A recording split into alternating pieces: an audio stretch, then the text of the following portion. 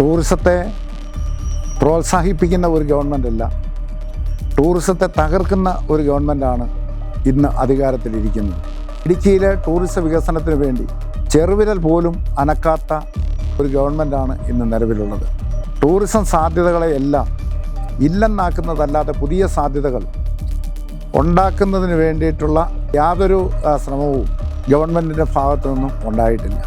വനം വകുപ്പ് ഉദ്യോഗസ്ഥന്മാർ ഓരോ ടൂറിസ്റ്റ് കേന്ദ്രത്തെയും തകർക്കുന്നതിന് വേണ്ടിയിട്ട്, ഇല്ലെന്നാക്കുന്നതിന് വേണ്ടിയിട്ട് എന്തൊക്കെ ചെയ്യാമോ അത് മുഴുവനും ചെയ്തുകൊണ്ടിരിക്കുകയാണ്. നമുക്കറിയാം, തേക്കടിയിൽ ഒരു ദുരന്തമുണ്ടായി എന്നുള്ള കാര്യം ശരിയാണ്.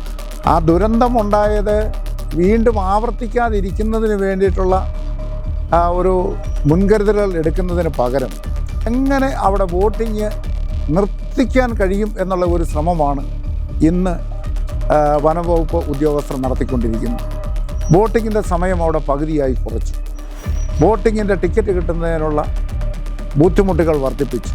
എന്ന് പറഞ്ഞാൽ ആളുകളെ എങ്ങനെയും വിഷമിപ്പിച്ച് അവിടെ നിന്ന് ഒഴിവാക്കുന്നതിന് വേണ്ടിയിട്ട് ഒരു ശ്രമമാണ് നടത്തിക്കൊണ്ടിരിക്കുന്നത്. അതോടൊപ്പം തന്നെ നമുക്കറിയാം, മൂന്നാർ മേഖലയിൽ എത്രയോ കാലമായി നമ്മൾ കാണുന്നതാണ് മൂന്നാറിലേക്കുള്ള തിരക്ക്. ഓരോ ടൂറിസ്റ്റ് സീസണും വന്നു കഴിയുമ്പോൾ മാധ്യമങ്ങളിൽ കൂടി എല്ലാം നമ്മൾ കാണുന്നുണ്ട് മൂന്നാറിൽ തിരക്ക്. നമ്മുടെ സംസ്ഥാനത്തിൻ്റെ പല ഭാഗത്തു നിന്നും മൂന്നാർ കാണാൻ വരുന്ന ആളുകൾ 5-6 മണിക്കൂർ തിരക്കിൽ കിടന്നതിന് ശേഷം തിരിച്ചു പോവുകയാണ്.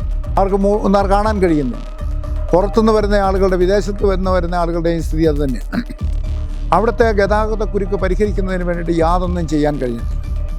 ആളുകളുടെ വാഹനങ്ങൾ പാർക്ക് ചെയ്യുന്നതിന് യാതൊരു സൗകര്യവുമില്ല. ഈ കേരളത്തിലെ തന്നെ ഏറ്റവും ആൾത്തിരക്കുള്ള ടൂറിസ്റ്റ് കേന്ദ്രമാണ് മൂന്നാർ.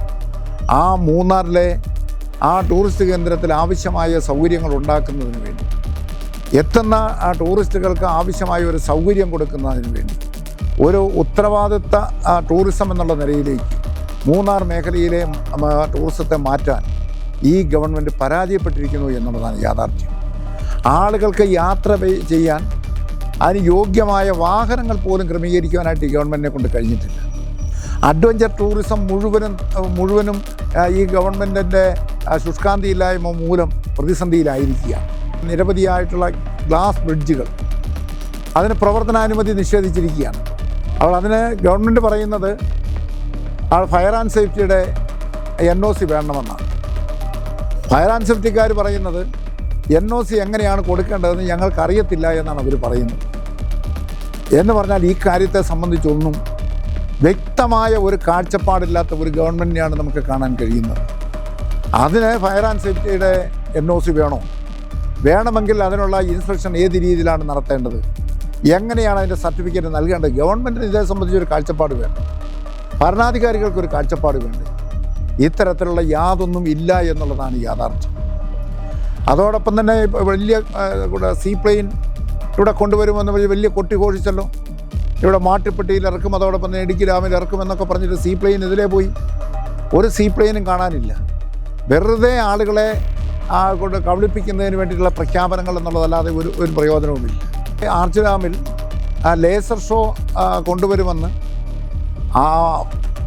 വൈദ്യുതി മന്ത്രിയായിരുന്ന ശ്രീ M മണിയും MP ആയിരുന്ന ശ്രീ ജോയിസ് ജോർജും പിന്നീട് മന്ത്രിയായ ശ്രീ റോഷി അഗസ്റ്റിനും ഒക്കെ പറഞ്ഞുവെങ്കിലും ഒരു ലേസർ ഷോയും ഇടുക്കിയിൽ വന്നില്ല എന്നതാണ് സത്യം.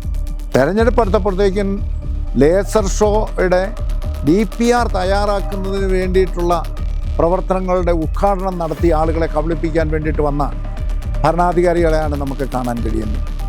അതോടൊപ്പം തന്നെ അഞ്ചുരുളിയിൽ അവിടെ തുരങ്കത്തിൽ കൂടി വെള്ളം വന്ന് ഡാമിലേക്ക് വീഴുന്നത് കാണുന്നത് ഒരു നല്ല കാഴ്ചയായിരുന്നു. അവിടെ അപകട സാധ്യതയൊക്കെ ഉണ്ട്. അപകട സാധ്യതയുണ്ട് എന്നുള്ളത് കൊണ്ട് ആരും അത് കാണണ്ട എന്ന് പറഞ്ഞു. അപകട സാധ്യതയുള്ള സ്ഥലങ്ങളിൽ അവിടെ സുരക്ഷിതമായ അല്ലെങ്കിൽ സുരക്ഷിതത്വം ഉറപ്പാക്കുന്നതിന് വേണ്ടി നടപടി സ്വീകരിക്കുന്നതിന് പകരം എല്ലാം അങ്ങ് അടച്ചുപൂട്ടി ഇല്ലെന്നാക്കുന്ന ഒരു സമീപനമാണ് ഈ ഗവൺമെൻറ് സ്വീകരിച്ചിരിക്കുന്നത്. അതോടൊപ്പം തന്നെ ആനയിറങ്ങലിൽ അവിടെ ബോട്ടിങ് നിർത്തിയിട്ട് എത്രയോ നാളുകളായി.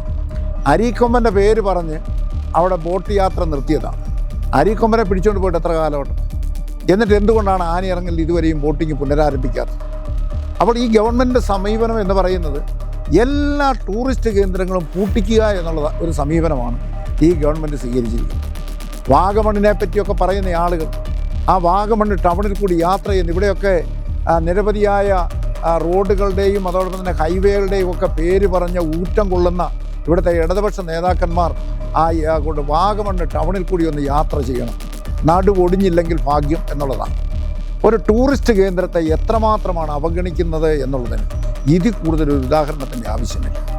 അതുകൊണ്ട് ഈ ഗവൺമെൻറ് ഇടുക്കി ജില്ലയിലെ ടൂറിസത്തെ ഒരു തരത്തിലും പ്രോത്സാഹിപ്പിച്ചിട്ടില്ല എന്നുള്ളത് മാത്രമല്ല, ടൂറിസ്റ്റ് കേന്ദ്രങ്ങൾ അടച്ചു പൂട്ടുന്നതിന് വേണ്ടിയിട്ടുള്ള ഗൂഢ ശ്രമങ്ങളാണ് നടത്തിക്കൊണ്ടിരിക്കുന്നത്.